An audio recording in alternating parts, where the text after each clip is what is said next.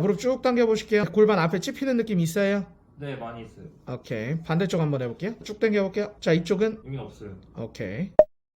자, 오른쪽 무릎 당겨 보세요. 쭉 당겨 보세요. 앞에 찝히는 거 어때? 없었어요. 아예 없어졌어요? 네네. 오케이. 다리를 들어 올릴 때마다 골반 앞쪽에 찝히는 느낌이 있거나 혹은 고관절에서 소리가 나시나요? 이런 불편감이 얼마나 오래되셨든지 크게 상관없습니다. 여러분들께서 처음 접하는 운동들을 통해서 단 몇 분 만에 바로 잡을 수 있는 방법을 소개해 드리겠습니다.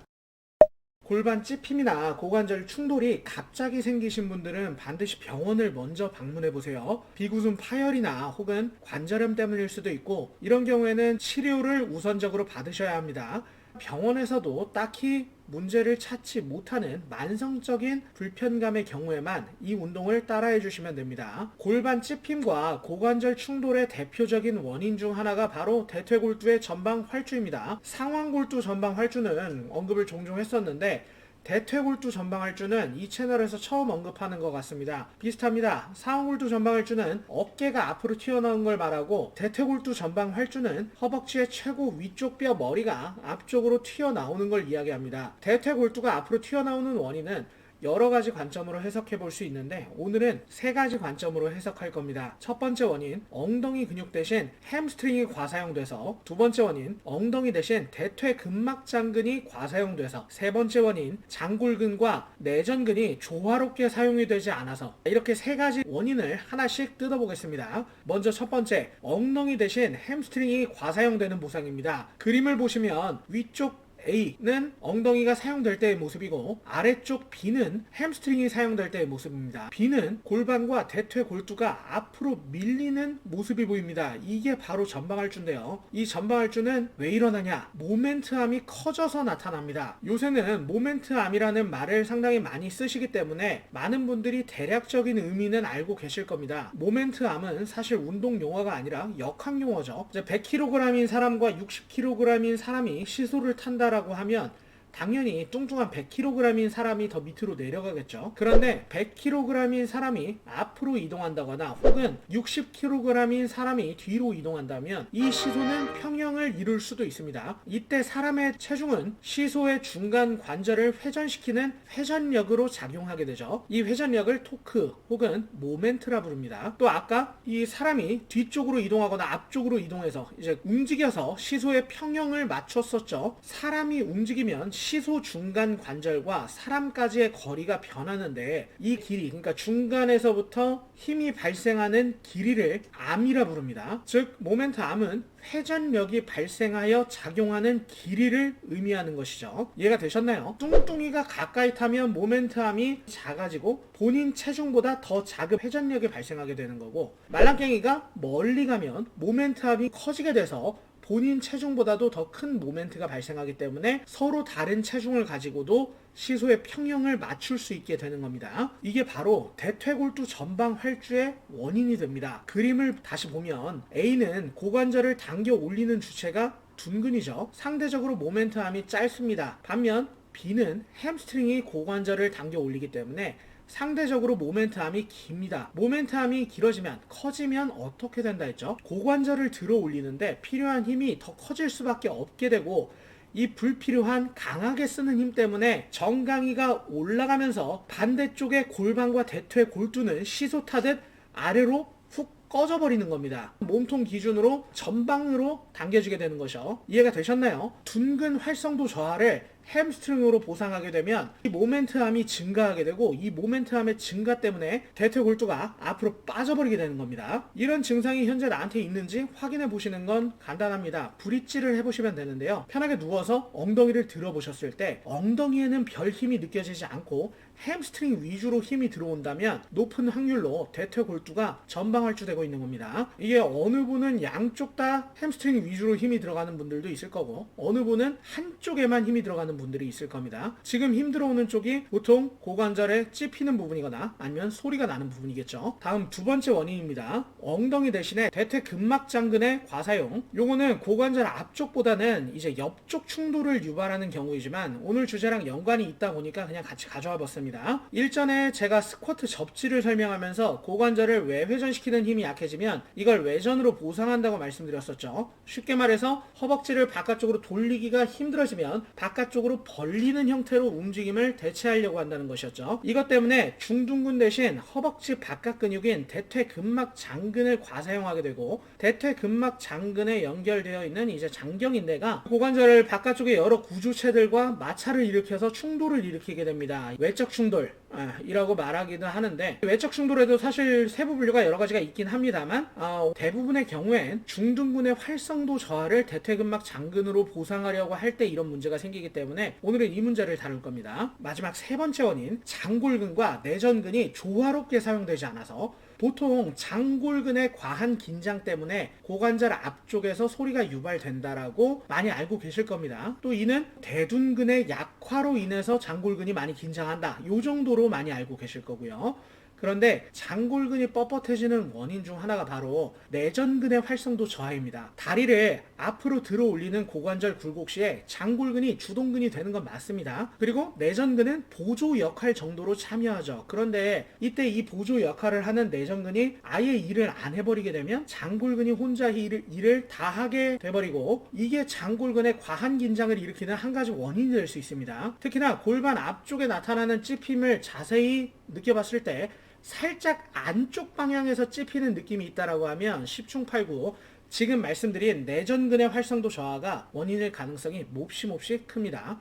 이걸 보상이라고 말하기는 조금 애매한 게 일반적인 보상은 주동근과 협응근의 역전 때문에 일어난다고 이야기합니다. 그러니까 협응 우세라 하기도 하는데 그러니까 주동근 대신 협응근이 더 쓰이는 경우를 말하죠. 그런데 고관절 굴곡 시 주동근은 장골근이고 협응근이 내전근이죠. 그렇기 때문에 역전은 아니에요. 그래서 이제 이 관계를 보상이라고 잘 말하진 않지만 형태로 보면 보상이라고 또 볼 수도 있고 근데 이거는 뭐 언어적 개념이니까 좀 패스하겠습니다. 아무튼 중요한 건 결론은 장골근과 내전근이 동시에 잘 쓰여야 되는데 동시에 잘 쓰이질 못하기 때문에 이제 충돌과 불편함이 나타날 수 있다라는 겁니다. 다시 이제 본론으로 돌아와서 원인을 정리해 보겠습니다. 첫 번째, 대둔근 대신에 햄스트링의 과사용. 두 번째, 중둔근 대신에 대퇴근막 장근의 과사용.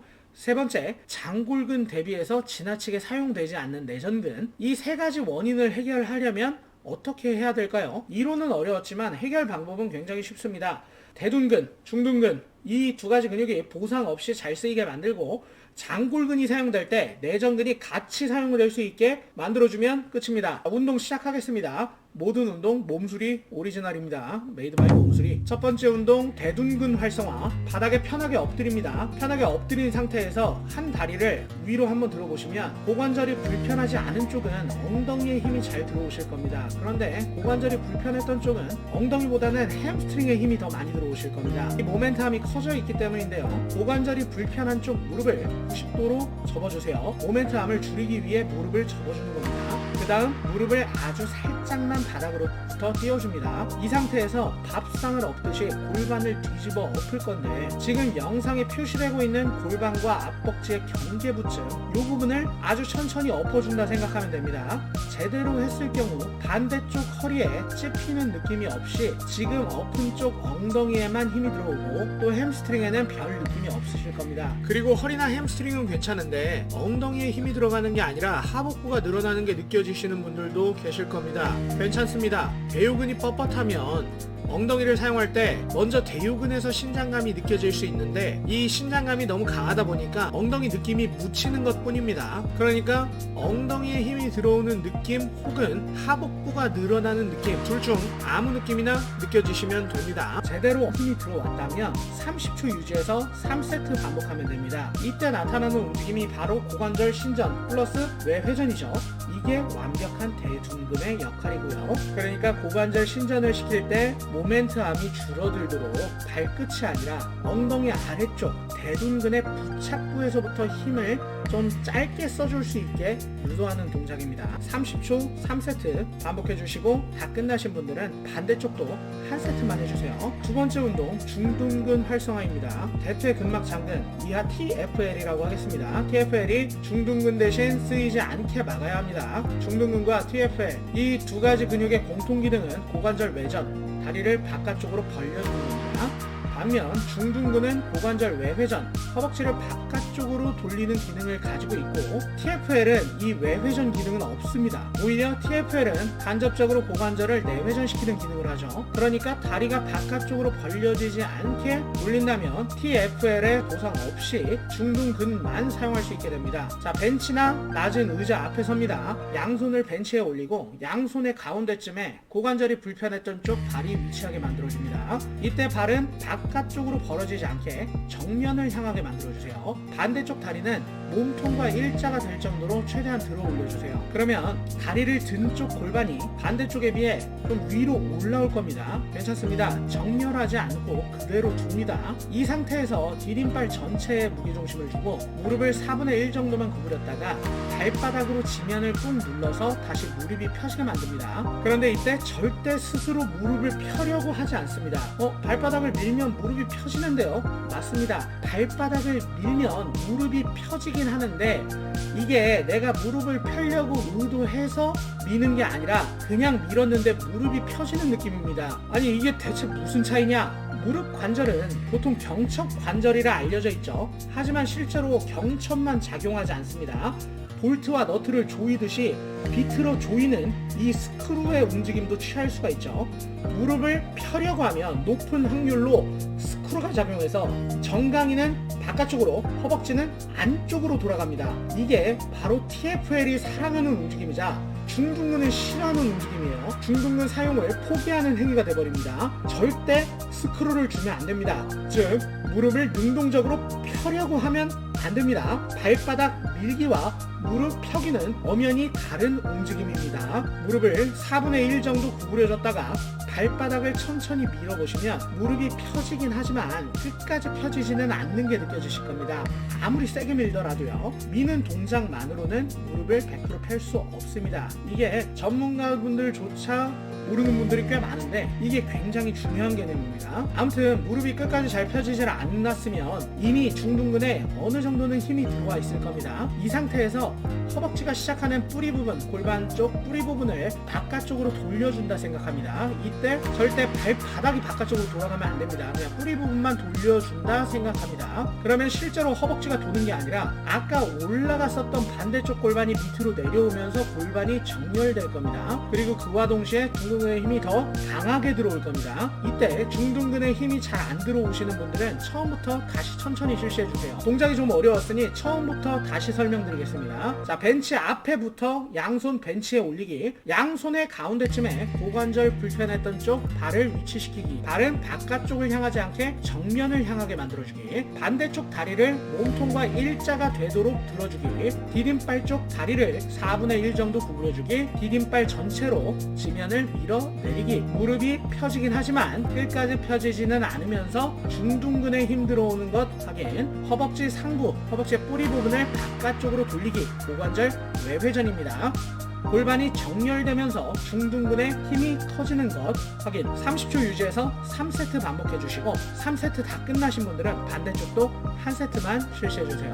세 번째 운동 장골근과 내전근 동시 활성화.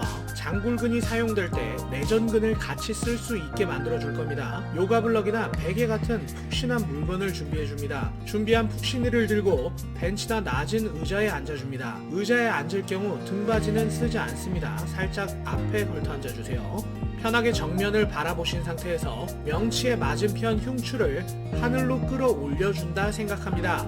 척추가 뒤로 꺾이지는 않는 선에서 펴지기만 하고 배에 힘이 들어오면 잘하시는 겁니다. 배에 힘이 잘 들어오시면 후두 하부, 뒤통수와 목의 경계부도 하늘로 끌어올려줍니다. 이때 턱이 들리면 잘못된 거고 오히려 턱이 내려가면서 배에 힘이 조금 더 들어오면 잘하신 겁니다. 이렇게 두 군데를 끌어올리는 과정을 척추 드라이브라 부르겠습니다. 척추 드라이브를 유지한 상태에서 고관절이 불편했던 쪽 허벅지의 뿌리 부분을 들어 올려 다리 전체를 든다 생각합니다. 더 이상 들리지 못할 때까지 허벅지 뿌리를 들어 올려주시면 골반 앞쪽 장골근에 힘이 들어오는 게 느껴지실 겁니다. 그 상태에서 준비한 푹신이를 무릎 사이에 끼워 넣습니다. 내리고 있는 다리는 그대로 있고 들고 있는 쪽 무릎을 안으로 눌러준다는 느낌으로 푹신이를 무릎 사이에 끼우는 겁니다. 이 누름을 유지한 상태에서 천천히 무릎을 펴주게 되면 장골근, 골반 앞쪽에 들어와 있던 힘이 내전근 쪽으로 옮겨가는 것이 느껴지실 겁니다. 어떤 분들은 내전근에 갑자기 쥐가 날 수도 있습니다. 괜찮습니다. 활성도가 떨어진 근육,